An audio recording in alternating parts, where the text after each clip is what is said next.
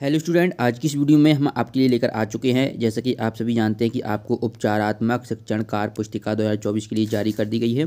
कक्षा 9वीं विज्ञान विषय की हम लेकर आ चुके हैं। इस वीडियो में हम कार्यपत्रक 1 से लेकर कार्यपत्रक 5 तक आपको हल करवाने वाले हैं। जैसा कि आप यहाँ पर कार्यपत्रक 1 देख रहे हो, ठीक है। यहाँ से हम स्टार्ट करेंगे, फिर 1 के बाद हम 2 देखेंगे, 2 के बाद 3, 4 और 5। इस वीडियो में हम 1 से लेकर 5 तक कंप्लीट करने वाले हैं। तो वीडियो को पूरा देखना, अंत तक वीडियो में बने रहना। आपको प्रत्येक प्रश्न को हल यहाँ पर करवाया जाएगा। तो चलिए स्टार्ट करते हैं। कार्यपत्रक 1। कार्यपत्रक 1 की जो विषय वस्तु है वह आप यहाँ पर देख पा रहे हैं, हमारे आसपास के पदार्थ। और इसका जो अधिगम बिंदु है, पदार्थ का जो भौतिक स्वरूप है वह इसका क्या है, अधिगम बिंदु है। चलिए, तो यहाँ पर प्रश्न 1 आपको दिया गया है, ये जो आपको अपनी कार्यपत्रक में भरना होता है। तो यहाँ पर आप पहला प्रश्न देखेंगे। पहला प्रश्न आपको यहाँ पर देखने को मिल रहा है कि प्रकृति में कौन कौन से पंच तत्व हैं। ओके, पंच तत्व यानी कि 5 तत्व। यहाँ प्रकृति में कौन कौन से 5 तत्व पाए जाते हैं, है ना, तो वो आपको बताना है। तो यहाँ पर पहला है वायु, दूसरा है जल, तीसरा है अग्नि, तीसरा है पृथ्वी और चौथा है पृथ्वी और 5वां है आकाश। ओके, तो 5 जो तत्व होते हैं, वायु, जल, अग्नि, पृथ्वी व आकाश। इस तरीके से आप पहले प्रश्न का उत्तर यहाँ से लिख लोगे। इसके बाद चलिए देखते हैं दूसरा प्रश्न। पदार्थ के कण कौन सी ऊर्जा के कारण गतिशील होते हैं। तो इसका आप यहाँ पर उत्तर लिखेंगे, गतिज ऊर्जा के कारण होते हैं। ठीक है, पदार्थ के कण गतिज ऊर्जा के कारण क्या होते हैं, गतिशील होते हैं। चलिए इसके बाद तीसरा प्रश्न देखेंगे। तीसरा प्रश्न आप यहाँ पर देख पा रहे हैं। तीसरा प्रश्न देखिए, ये है कि आपका कमरे के एक कोने में अगरबत्ती जलाने पर पूरे कमरे में सुगंध का फैलना कौन सी प्रक्रिया का उदाहरण है। तो ये क्या है, विसरण प्रक्रिया है। तो यहाँ पर आप विसरण प्रक्रिया लिख देंगे, विसरण प्रक्रिया का उदाहरण है। चौथा देखेंगे, पदार्थ अत्यंत छोटे छोटे खालिस्तान से मिलकर बना होता है। तो जो पदार्थ होता है वह अत्यंत क्या, छोटे छोटे कणों से मिलकर बना होता है। तो इस प्रश्न क्रमांक 4 का उत्तर आप यहाँ पर क्या करोगे, कण कर दोगे, कणों। ठीक है, चलिए प्रश्न 5 देखते हैं। अवसादन से आप क्या समझते हैं। तो इसका उत्तर लिखेंगे। इसके उत्तर में आप यहाँ पर लिखेंगे कि किसी तरल में उपस्थित कणों का जमीन पर आकर बैठ जाना अवसादन कहलाता है। चलिए इसके प्रश्न 6 देखते हैं। आटे में उपस्थित सूक्ष्म अशुद्धियों को छलनी से छानकर पृथक किया जाता है। पृथक्करण की इस विधि को किस नाम से जाना जाता है। तो ये हम बोलते हैं हस्तचयन विधि बोलते हैं। प्रश्न 7 देखेंगे। पदार्थों के पृथक्करण की निष्पादन विधि से आप क्या समझते हैं, अपने शब्दों में लिखिए। तो किसी मिश्रण से अवयवों को पृथक करने की विधि को हम क्या कहते हैं, आपकी निष्पादन विधि कहते हैं। तो यहाँ पर आपका इस प्रश्न का उत्तर ये हो जाएगा। इसके बाद यहाँ से आप देख सकते हैं, ये आपका निष्पादन यहाँ से लिख देंगे क्लियर। किसी मिश्रण से अवयवों को पृथक करने की विधि को हम क्या कहते हैं, निष्पादन कहते हैं। ओके, निष्पादन। ठीक है, शायद मैंने पहले निष्पादन पढ़ लिया था, तो ये निष्पादन है। ठीक है, यहाँ पर लिखा भी हुआ है। चलिए, ये आपका पहला कार्यपत्रक यहाँ से कंप्लीट होता है। इस तरीके से आप इस कार्यपत्रक का यहाँ से कंप्लीट कर लोगे। यदि आप चाहते हैं कि आपको इसकी PDF मिल जाए तो आपको क्या करना है, ये हमारे व्हाट्सएप ग्रुप को ज्वाइन कर लेना है या फिर टेलीग्राम ग्रुप को ज्वाइन कर लेना है। टेलीग्राम ग्रुप को ज्वाइन कर लीजिए, वहाँ पर इसकी PDF मैं दे दूँगा। लिंक इस वीडियो के डिस्क्रिप्शन बॉक्स में, जाइए फटाफट से टेलीग्राम ग्रुप को ज्वाइन कर लीजिएगा। टेलीग्राम ग्रुप की लिंक आपको इस वीडियो के डिस्क्रिप्शन बॉक्स में देखने को मिल जाएगी। ओके बच्चों, चलिए कार्यपत्रक 2 देख लेते हैं। कार्यपत्रक 2 है, इसकी जो विषय वस्तु है हमारे आसपास के पदार्थ, लेकिन अब इसका जो अधिगम बिंदु है वह है पदार्थ के कणों की अभिलाक्षणिक गुण। ओके, यानी कि इसके गुण भी होंगे कैसे, अभिलाक्षणिक। चलिए तो यहाँ पर देखते हैं, पहला प्रश्न आता है इसका, भंगुरता किसे कहते हैं। तो यहाँ पर इसका उत्तर लिखेंगे, जब किसी पदार्थ को प्रतिबलित करने पर यानी कि पीटने पर यदि विकृत होने के बजाय टूट जाए तो पदार्थ की इस गुण को भंगुरता कहते हैं। क्या कह रहा है कि यदि हम किसी पदार्थ को क्या करें, पीटते हैं, तो यदि वो विकृत होने के बजाय, मान लीजिए वह क्या, जैसे कि रबड़ है, देखिए रबड़ को यदि हम उस पीटेंगे तो वह क्या विकृत हो जाता है, टूटता नहीं है। जबकि उसी जगह हम ये एक पापड़ ले लेते हैं, यदि हम उस पर फोर्स लगाएंगे, बल लगाएंगे, पीटेंगे, तो ये क्या 2 भाग में टूट जाता है। तो ये क्या हो जाएगा, 2 भागों में जब टूट जाता है तो ये इसे क्या कहते हैं, भंगुर। वैसे यहाँ पर हमने एग्जाम्पल क्या लिया था, पापड़ लिया था। तो जो भी वस्तुएं आती हैं इसमें, है ना, तो वह क्या कहलाती हैं, भंगुर होती हैं। ठीक है, चलिए प्रश्न 2 देखें, ड्राइवर सीट की सीट बेल्ट में पदार्थ के कौन से गुण का उपयोग किया जाता है? तो ये पदार्थ के जड़त्व के गुण का उपयोग किया जाता है। तो यहाँ पर आप प्रश्न 2 का उत्तर लिख देंगे। इसके बाद देखिए प्रश्न तीन है, जलीय जीव जंतु जल में रहने के दौरान किस प्रकार की ऑक्सीजन का उपयोग करते हैं? ओके, तो यहाँ पर आप इसका उत्तर करेंगे, जल में घुली हुई ऑक्सीजन का उपयोग करते हैं। जो जलीय जीव होते हैं, जैसे कि ये समुद्र है या जल मान लीजिए, यहाँ पर अगर मछली है ना, तो जो मछली होती है वो क्या, जल में जो H2O रहता है, H2O, ये क्या हो जाता है, ये ऑक्सीजन जो वहाँ पर उपस्थित रहती है ना, तो वो जो ऑक्सीजन रहती है वही मछली वहाँ पर यूज करती हैं। ठीक है, घुली हुई ऑक्सीजन यानी कि डाइल्यूट ऑक्सीजन का उपयोग करती हैं। चलिए इसके बाद देखिए घुलित ऑक्सीजन। देखिए अभी मैंने बोला था ना घुलित ऑक्सीजन, तो घुलित ऑक्सीजन पदार्थ की कौन सी अवस्था के मिश्रण को दर्शाता है? तो चूँकि ये लिक्विड अवस्था को दर्शाता है ना, लिक्विड अवस्था को दर्शाता है। चलिए पांचवा प्रश्न देखेंगे, एलपीजी का पूरा नाम क्या है? तो आप चाहें तो एलपीजी का लिक्विड पेट्रोलियम गैस, इंग्लिश में चाहें तो इंग्लिश में लिख सकते हैं, liquid LIQUID, liquid petroleum PETROLEUMGAS।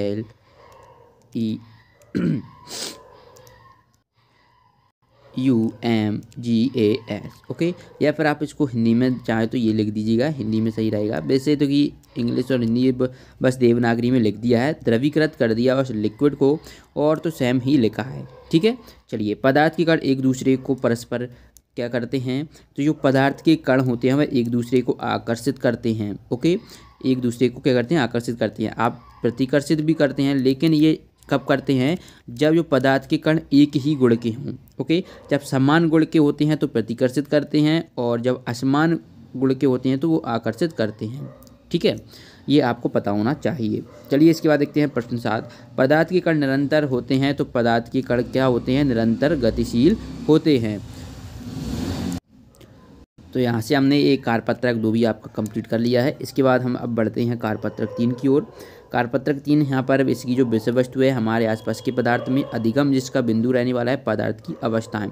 तो पदार्थ की बेसिकली 3 अवस्थाएं होती हैं, ठोस होती है पहली, और दूसरी द्रव होती है, पर तीसरी गैस होती है। ये पदार्थ की बेसिकली 3 अवस्थाएं होती हैं, लेकिन एक और अवस्था होती है चौथी, वो होती है प्लाज्मा। ठीक है, लेकिन ये आपके अभी ये आपको जब आप 11th-12th में पढ़ोगे तब ये अवस्था आपको बताई जाएगी। बेसिकली 9th-10th में आपकी 3 ही अवस्थाएं मुख्यतः चलती हैं, थे ना, तो मुख्य यहाँ पर शब्द लगा दिया गया है। ओके, तो ठोस द्रव गैस ये अभी आप ध्यान में रखें। प्लाज्मा के चक्कर में भी अगर आप पता नहीं है तो दिक्कत वाली बात नहीं है, आप सर्च कर सकते हैं। अगर आप थोड़ी बहुत जिज्ञासा आप में है तो आप जानना चाहिए। 4 अवस्थाएँ होती हैं बेसिकली। ओके, तो यहाँ पर देखिए पदार्थ की 3 अवस्थाएं में हमने ठोस द्रव गैस यहाँ पर लिख दिया है, पर ठोस अवस्था की कोई 3 विशेषताएं लिखी है।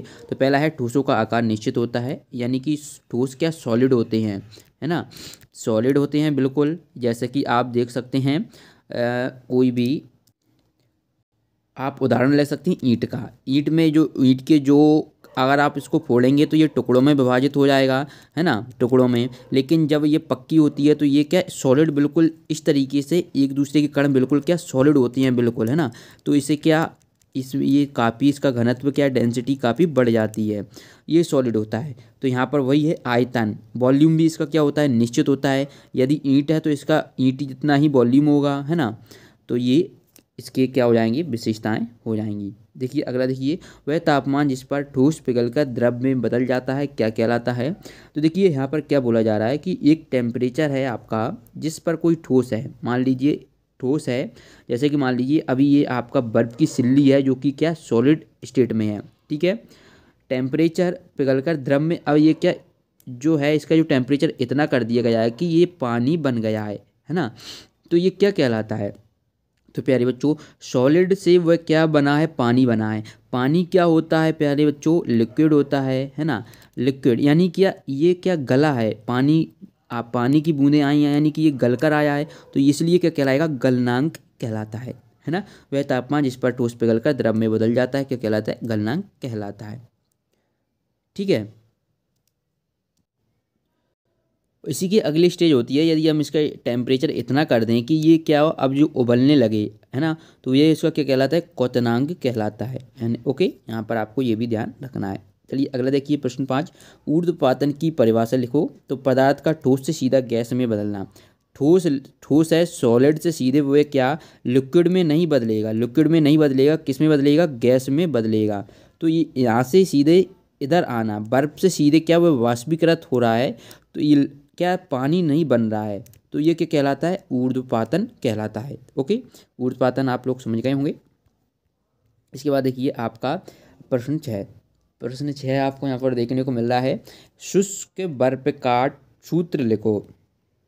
शुष्क बर्फ का जो रहता है वह आप यहाँ पर लिखेंगे ठोस CO2। ओके, 2 यहाँ पर लिखना है। ओके नीचे। इसके बाद देखेंगे अगला प्रश्न, प्रश्न 7, बर्फ को फ्रिज से बाहर निकालने पर पिघल जाती है, ऐसा किस ऊष्मा के कारण होता है। तो ऐसा गुप्त ऊष्मा के कारण होता है। जो फ्री एनर्जी रहती है वो गुप्त ऊष्मा के रूप में रहती है बर्फ के अंदर। जब वो आप बाहर निकालते हैं तो वो भी बाहर निकल जाती है, तो ऐसा इसलिए वो पिघल जाती है। चलिए अब हम अगला कार्यपत्रक देखेंगे, कार्यपत्रक 4। कार्यपत्रक 4 है हमारे आसपास के पदार्थ। इसका जो अधिगम बिंदु रहने वाला है वाष्पीकरण रहने वाला है। अब वाष्पीकरण क्या होता है, जैसे कि मान लीजिए ये कोई आपका यहाँ पर मान लीजिए ये एक बीकर है जिसमें आपको जल देखने को मिल रहा है। छोड़िए बीकर ही क्यों लेते हैं, बीकर अगर आपको पता नहीं तो देखिए आपको क्या करना है। देखिए मान लीजिए कि ये एक ऐसी सतह है, यहाँ पर ये आपका जो आपने तालाब देखा होगा या कुछ भी देखा होगा जहाँ पर पानी भरा हुआ है ये, ठीक है। तो हम क्या करते हैं, इस पानी को कुछ इस तरीके से भर देते हैं, ठीक है। अब ये जो पानी है, अब वाष्पीकरण क्या होता है, जब सूर्य का जो प्रकाश है, जो सूर्य देवता हैं इनका जो प्रकाश जब यहाँ पर पड़ता है आपके जो तालाब के पानी पर, तो जो तालाब का जो पानी होता है वो क्या ऊपर उड़ जाता है। कुछ पानी जो ऊपरी सतह वाला होता है वो ऊपर उड़ने लगता है, तो जो ऊपर जो उड़ता है वो वाष्पित होकर चला जाता है। जो ये जो प्रोसेस होती है वह आपकी क्या कहलाती है, वाष्पीकरण कहलाती है। तो यही हमारा इस चैप्टर का अधिगम बिंदु है, यानी कि इसके अकॉर्डिंग हम इसके जो क्वेश्चंस को हम यहाँ पर डील करने वाले हैं। तो चलिए देखते हैं। यहाँ पर आपका पहला क्वेश्चन ही देखने को मिलेगा। पहला क्वेश्चन है, बर्फ से भरी पानी की बोतल के बाहरी सतह पर जल की बूंदों का दिखाई देती है, कारण स्पष्ट कीजिए। कह रहा है कि जो बर्फ से भरी पानी की जो बोतल होती है, जो आपने देखा होगा, नोटिस किया होगा, जो बोतल होती है ना, तो क्योंकि ऐसा क्यों होता है, क्योंकि जो वायुमंडल में उपस्थित वाष्प बोतल की ठंडी सतह के संपर्क में आकर संघनित होकर जल की बूंदों में बदल जाती है। ओके, अभी आपने संघनन की प्रक्रिया नहीं पढ़ी है, आगे आप आएंगे तब मैं आपको समझाऊंगा संघनन क्या होती है ना। चलिए इसके बाद देखिए, पदार्थ की कोई दो विशेषताएं लिखिए। पदार्थ सूक्ष्म कणों से मिलकर बना होता है और पदार्थ के कण निरंतर क्या होते हैं, गतिशील होते हैं। इसके बाद देखिए अगला प्रश्न, क्या कारण है कि गर्मियों के दिनों में सूती कपड़े पहनने की सलाह दी जाती है। इसका उत्तर लिखेंगे, क्योंकि गर्मी में हमें बहुत पसीना आता है, पसीना हमारे शरीर से गर्मी प्राप्त करके वाष्प में बदल देता है। इसके बाद देखिए प्रश्न 4, गुब्बारे को धूप में रखने पर वह फट जाता है, ऐसा किस कारण से होता है, स्पष्ट कीजिए। उत्तर लिखेंगे इसका, गर्मियों में गर्म और उच्च तापमान होता है। ये उच्च गर्मी में गुब्बारे के अंदर भरी हुई गैसों को फैलाती है, वह इस गर्मी में गैसें फैलती हैं और गुब्बारा क्या होता है, फट जाता है। इसके बाद देखिए प्रश्न 5 है। प्रश्न 5 यहाँ पर देख रहे हैं, दिए गए चित्रों में तीर द्वारा इंगित भागों के नाम लिखिए। तो यहाँ पर देखिए आपको एक बर्नर देखने को मिल रहा है ये, ठीक है, जहाँ से ये ज्वाला निकल रही है, लाल ज्वाला। फिर ये क्या है, चीन का व्यंजन है। फिर इसमें यहाँ पर क्या, ठोस अमोनियम क्लोराइड का जो पेस्ट है वो आपको यहाँ पर देखने को मिलेगा। ये जो कीप है वो उल्टा रखा हुआ है और ये कपास प्लग है। यहाँ पर क्या, अमोनियम क्लोराइड जो है वाष्प यहाँ पर आपको ये देखने को मिल रहा है, ठीक है। ये आपका यहाँ पर कंप्लीट होता है। फिर इसके बाद आपका आता है 5, कार्यपत्रक नंबर 5। इसमें हम देखेंगे क्या हमारे आसपास के पदार्थ शुद्ध हैं, ये आपका विषय वस्तु है और अधिगम बिंदु आपका रहने वाला है मिश्रण। ओके, तो यहाँ पर देखेंगे वायुमंडल में वायु का संगठन वृत्ताकार आरेख द्वारा प्रदर्शित कीजिए। तो यहाँ पर आपको क्या वृत्ताकार आरेख द्वारा प्रदर्शित करना है, ठीक है। तो यहाँ पर देखिए, तो आपको यहाँ पर एक सर्किल बना लेना है। तो देखिए मैंने यहाँ पर एक सर्किल यहाँ पर मैं बना लेता हूँ। ये आपका एक सर्किल है मान लीजिए, ठीक है, थोड़ा सही बना देते हैं, ठीक है। ये आपका वृत्त है। तो इसमें क्या बोल रहा है, वायुमंडल में वायु का संगठन है, यानी कि वायु की मात्रा कितनी होती कौन कितनी कितनी होती है। तो देखिए ये तो पूरा आपका 78% आपका नाइट्रोजन हो गया है, 78%, ठीक है। इसको हम ऐसे लिखेंगे, ये आपका है नाइट्रोजन, ठीक है, और कितना है 78%, ठीक है। अब इसके बाद देखेंगे तो यहाँ पर आपका ये आ जाता है ऑक्सीजन O2 21%, ठीक है। इसके बाद आपके जो आएगी वह आ जाएगी CO2 कार्बन डाइऑक्साइड, ये कितना है 0.03%। और इसके बाद कुछ आपकी जो अन्य गैसें रहेंगी वह आपकी इतनी आ जाएंगी। अन्य गैसें यहाँ पर, अन्य गैसों में आप लिख देंगे, यहाँ पर अन्य गैसें लिख दीजिएगा तो आपका काम हो जाएगा, अन्य गैसें, ठीक है, इतना आपको लिख देना है। तो ये आपका पहला प्रश्न यहाँ पर हो जाएगा। इसके बाद देखिए दूसरा प्रश्न, मिश्रण की परिभाषा लिखिए। तो यहाँ पर इसका उत्तर लिखेंगे, दो या दो से अधिक शुद्ध तत्वों या यौगिकों के मिलने से मिश्रण बनता है। प्रश्न 3 है, समांगी एवं विषमांगी मिश्रण की छँटनी कीजिए। तो यहाँ पर आपको ऑप्शन से दिए गए हैं, जल, चाय, शरबत, दूध, तेल, पानी का मिश्रण, सल्फर एवं लोहे की चूड़ का मिश्रण। तो समांगी मिश्रण में हम यहाँ पर लिखेंगे जल, चाय, शरबत व दूध। अब पहली बात तो आपको पता होना समांगी मिश्रण क्या होते हैं। तो समांगी और विषमांगी मिश्रण, ठीक है। समांगी मिश्रण जिसमें एक चीज़ दूसरे, विलय और विलायक, यानी कि एक मान लीजिए अब आपको विलय और विलायक पता नहीं होगा, तो विलय और विलायक बहुत ही सिंपल चीज़ है। जैसे कि एक लिक्विड, एक आपकी बोतल है, बोतल में मान लीजिए बोतल है, ठीक है। जब बोतल में आप मान लीजिए ये पानी है, ठीक है, पानी में जब आप क्या नमक मिलाओगे या चीनी मिलाओगे तो वो इसमें क्या घुल जाएगी। तो घुल जाएगी तो यानी क्या, भाई समान हो जाएगा, समान मिश्रण हो जाएगा, तो वो हो जाएगा समांगी। जैसे कि जल, चाय, शरबत व दूध, है ना। अब जबकि जब हम पानी है, पानी में तेल डालेंगे तो वो घुलेगा नहीं, जबकि ऊपर तैरता है, तो इसलिए क्या हो जाएगा, विषमांगी मिश्रण हो जाएगा। सल्फर एवं लोहे की चूर्ण का मिश्रण, तो ये आपका विषमांगी हो जाएगा। इसके बाद चौथा देखिए, मिश्र धातु किसे कहते हैं। उत्तर में लिखेंगे, दो या दो से अधिक धातु या अधातु के मिलने से मिश्र धातु बनती है। पांचवा देखेंगे, पीतल किन किन धातुओं का मिश्र धातु है। तो उत्तर लिखेंगे तांबा व जिंक का है, ठीक है। इस तरीके से हमने प्यारे बच्चों आज की इस वीडियो में 1 से लेकर 5 तक कंप्लीट कर लिया है। अब अगली वीडियो में 6 से लेकर 10 तक कंप्लीट करेंगे। इसके लिए आपको हमारे चैनल को सब्सक्राइब करके रख लेना है, क्योंकि और बता दें चैनल को सब्सक्राइब करना बिल्कुल फ्री होता है। तो फटाफट से चैनल को सब्सक्राइब कर लें और बेल आइकन के बटन को प्रेस कर लें। PDF के लिए टेलीग्राम ग्रुप को ज्वाइन कर लें। टेलीग्राम ग्रुप की लिंक आपको इस वीडियो के डिस्क्रिप्शन बॉक्स में दी गई है। मिलते हैं नेक्स्ट वीडियो में, धन्यवाद।